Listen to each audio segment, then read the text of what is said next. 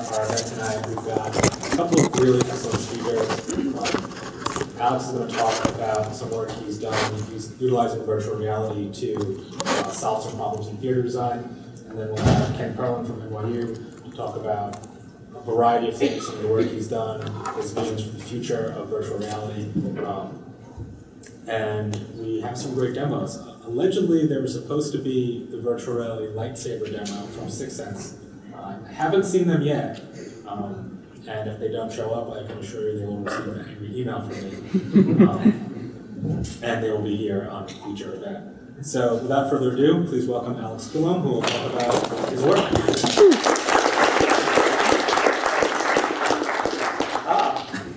Who watches Mad Men? So I considered, I don't know how close to get to this, so I considered doing like a real title slide, trying to come up with some kind of presentation for what I want to say, but this kind of sums it up in many ways. If there's one point I want to get across to you guys tonight, it's that I think there's a misconception in VR that in order to produce anything of interest, you need to be a bit of a tech guru, you need to have a mind for code, and I just want to tell you that's not true. I am a designer at heart. I never thought I'd ever be able to make anything in VR, so for anyone that has kind of an interest in VR but doesn't know if they'd ever be able to actually do anything, I'm here to say that it's possible, so we can do some fun stuff together. Let's go on an adventure. All right. So very quick about me. My name is Alex Coulombe. My background is in architecture and theater, of all things.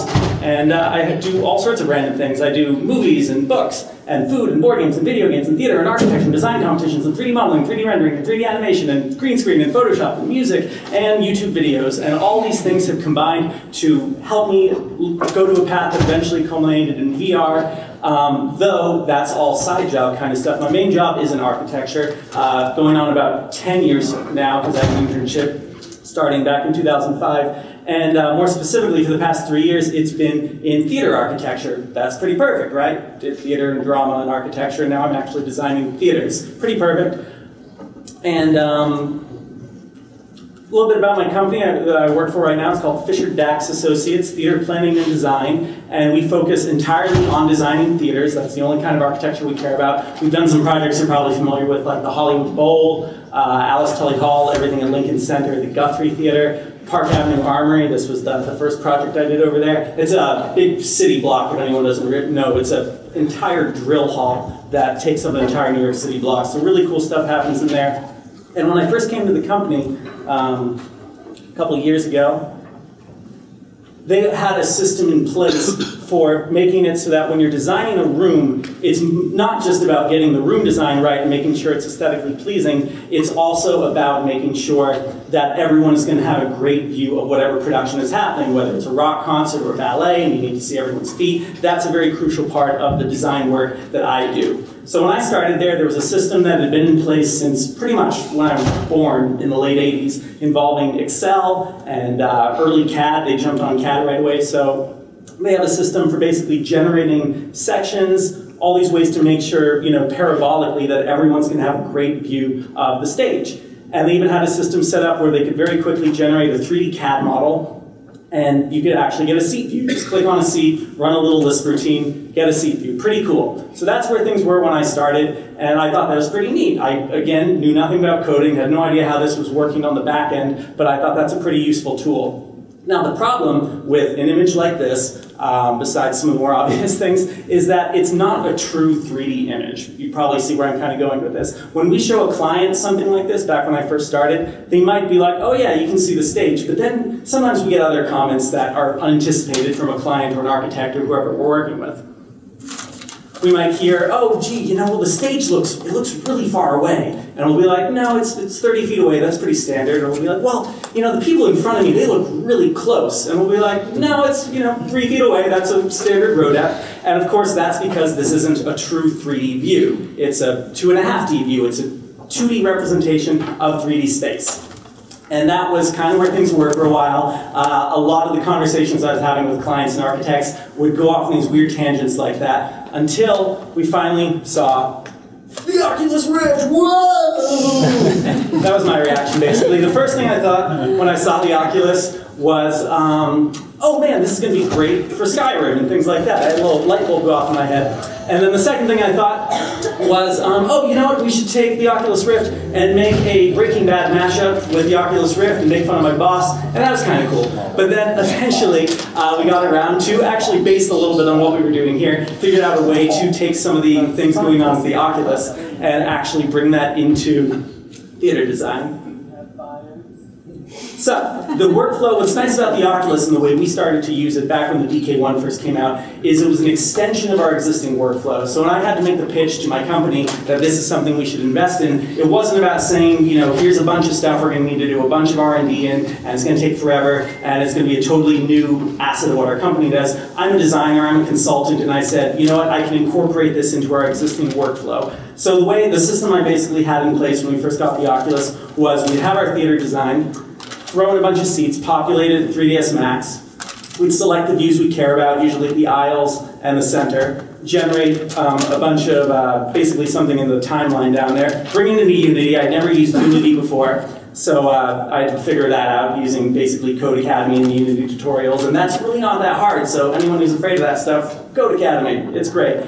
And the DK1 was great because, you know, it gave you that sense of presence. You had a sense right away of being in the space, and a lot of those dumb questions went away, which was lovely. And conversations became about things like, oh, you know what? Maybe we want to change the railing design. Maybe we want to adjust the way the person is sitting. Oh, what's it like if people are in different kinds of positions? And of course, you know, with the DK1, there wasn't any motion tracking yet. So at first, I had to kind of figure out different design options, different ways to show different positions. And, you know, pretty simple to script something like that. I'd set up the camera to be able to go through the different views we cared about, and the client could look around and kind of get a sense of what that looked like. Of course, the real magic came with the DK2 because of the motion tracking and the fact that people could kind of like lean over the railing, and some of those views where, you know, I'm sure a lot of you have been to any kind of performance where your view of you're sitting totally still isn't that great. And it's helpful to be able to move around a little bit. Maybe you're just going a little bit to the left or the right to see between people's heads, or maybe you're doing some more hardcore leaning. And so this has very quickly become a part of our workflow. Again, it's an extension of what we were already doing. And just to give one quick example, one event that happened with Park Avenue Armory last year was Kenneth Branagh, you might know from like Harry Potter, or, you know, he's done a bunch of Shakespeare. So he put on Macbeth there. And it was this huge epic production. It was basically Game of Thrones live. And about a week before they actually needed to start building all the equipment that was going to be in there, all sorts of things went wrong. So our company was brought in at the last minute, and we needed to figure out how to get the seating to work. The set was going to have to be redesigned in certain ways. We had to make sure that the actors were going to be able to do what they was called for, the blocking, and that everyone was going to be able to see. And this was just like a couple months after I'd started using the Oculus, and it saved everyone's life. We had such a short time frame, and what the Oculus allowed was, as a design tool, we could test things and make sure that we thought they were working, and then we had actors, we had producers, we had people from all different aspects of this production coming in to see what we were putting together, and it was a confidence builder. It was a way for people to just get it and say, okay, that problem's solved, move on to the next thing, and that was absolutely fantastic and couldn't have been done without the Oculus. Now, of course, the problem with the Oculus is it requires a pretty high-end machine. For anyone who doesn't know, the DK2 requires about 75 frames per second. The rumor has it that the consumer edition is going to be 90 frames per second. You have 2 eyes being rendered. It's kind of it requires a bit of a high-end machine. And so, you know, all this was great, but you adjust to certain circumstances and start wishing for other things. And so we were finding that, you know, we'd have clients, they'd come to our office and they were super happy and they were great, but then sometimes we had to go abroad or go somewhere where, you know, we didn't know what the specs were going to be of the computers over there, and so we didn't even know if it was worth bringing the DK2. You know, this little laptop I have here, no chance at all that it could ever run anything smoothly on the DK2. So I started to investigate other ways that we could possibly bring VR on the go. And so I started experimenting a little bit with Google Cardboard. I have a couple things over here. All right, well, you can see it. It's something I just started playing with a couple months ago. And a great case study for this was my boss was going to London. This is the movie Shakespeare in Love, because we're actually working on a theater involved with this movie, even though I can't tell you exactly which one it is. And it was a great case study because we knew he was going to London. He was going to have to present several design options. I'll show you in a second what kind of criteria was. These are all the things. We basically had a week, and he said, okay, here's what I need. We need to have this design that's still changing with multiple design options, and each of those design options is being twisted and changed a little bit. That needs to be able to go into VR. One thing that I think separates any kind of architectural workflow from maybe something like video games is that it's incredibly iterative. Like, we are changing stuff all the time, and most people with an architecture background have no idea how to do good stuff with optimization or anything like that. So, you know, I'm bringing in new assets and throwing out old things, and there's memory leaks and all sorts of problems like that. So I needed to figure out how to do that. Different design options. We knew that we wanted to leave the app with the clients. You know, the great thing about Google Cardboard is it's so cheap. You can get a good, really nice headset for $15. And so we wanted to leave one behind with the client, put this on their apps, and let them keep, you know, exploring the design on their own after we had left. So I didn't know what kind of smartphones they had. What's great, of course, about something like Samsung Gear is, you know, it's like building for a console like PlayStation 4 or something like that. You know exactly what the specs are, and you can target that. In this situation, it was like, okay, I guess I'll kind of guess and try to, you know, assume that they have a smartphone from like 2010 and optimize everything the best I can, hoping we won't get too much lag or latency problems. Then there was a very new thing. So what I had started doing with the Oculus, as you saw earlier, we're picking center views and aisle views for everything, and those are the views we usually care about. So this was kind of new, where my boss was like, you know what, we don't want to do anything with PowerPoint. We want to be able to very interactively, dynamically jump from one seat to another. Just, you know, maybe we look at that seat, we jump right over to that seat, and that's very different from anything I'd done before. Usually we have, you know, maybe 80 seats picked out, and you're just kind of cycling to the next one, which is a little bit linear and kind of has, you know, a bit of a problem, especially for mobile VR, which is basically a one-button interface unless you're working with a game controller. So, you know, if someone says, oh, can we go back? You know, you have one button, you can make it so you look at things and click, but it's not very intuitive. So the suggestion was go to any seat.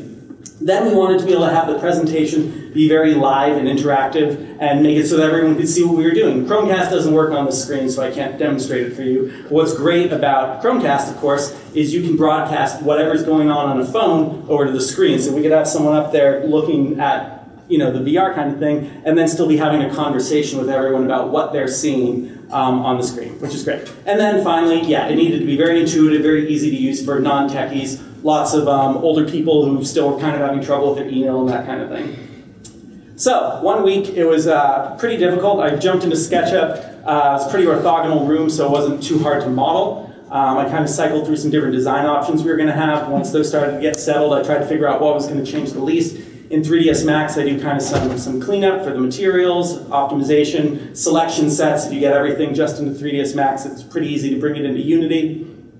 From Unity, again, I've kind of gotten to the point where there's some standard assets there that you use. Now, even when we're going to mobile VR, we still use the Oculus as a design tool. It's still really useful, especially for any time you're leaning or figuring out how, you know, tall a railing needs to be, how much we need to push the seats forward, what that's going to look like.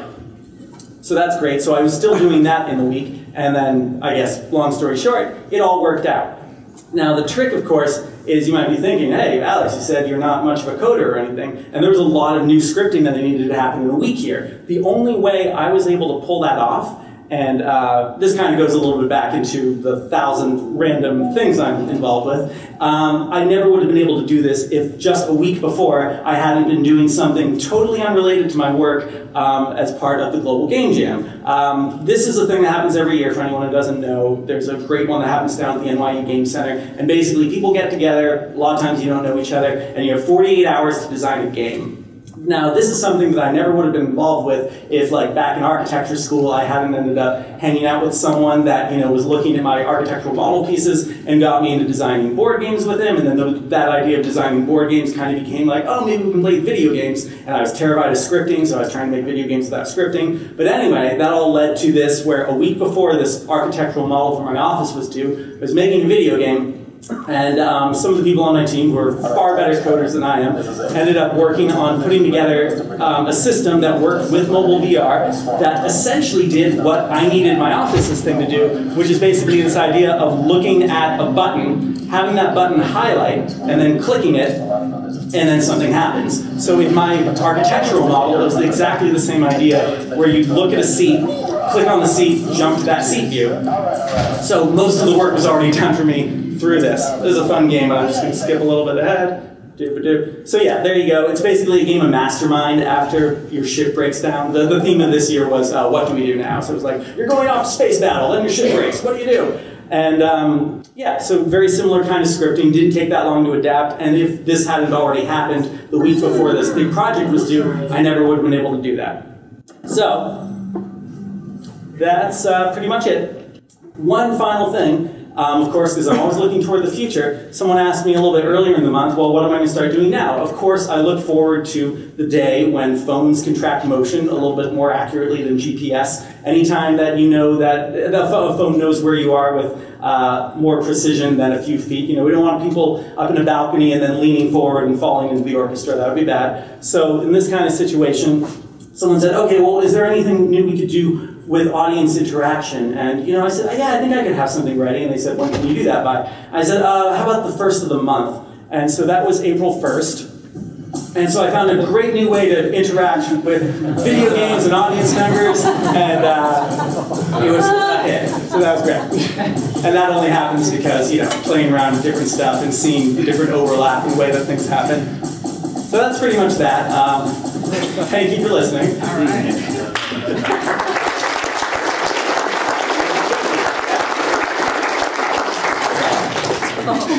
So I'm involved in all sorts of random things. If you want to see me online, I do like web shows and all sorts of random things. And I'm happy to answer any questions and talk to you guys after and show you all the crazy apps I have and all that kind of stuff. But quick, any questions? If you feel a vibration, you'll know it read correctly.